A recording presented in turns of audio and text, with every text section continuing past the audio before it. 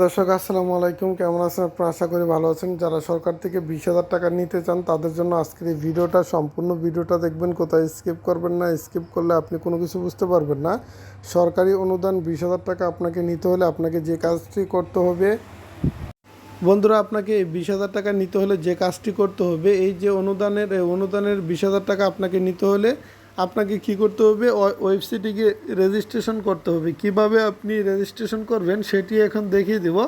সম্পূর্ণ ভিডিওটি দেখবেন, কোথায় স্কিপ করবেন না। স্কিপ করলে আপনি কোনো কিছু বুঝতে পারবেন না।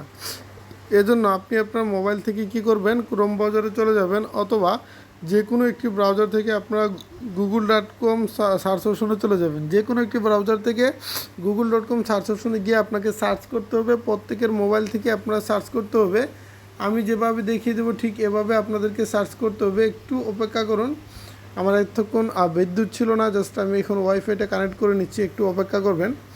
তো এখানে আপনাকে এই যে দেখেন বন্ধুরা, গুগল সার্চ অপশনে গিয়ে আপনাকে যেটা লিখে সার্চ করতে হবে, লিখবেন TAMIL তামিল, তারপর NESAN তামিল নেশন অনলাইন লিখে সার্চ করবেন। বানানে ভুল করা যাবে না। তামিল নেশন অনলাইন লিখে সার্চ করে দেওয়ার পর আপনাদের সামনে এরকম একটি ওয়েবসাইট চলে আসবে। আপনারা জাস্ট এই ওয়েবসাইটের উপরে ক্লিক করবেন।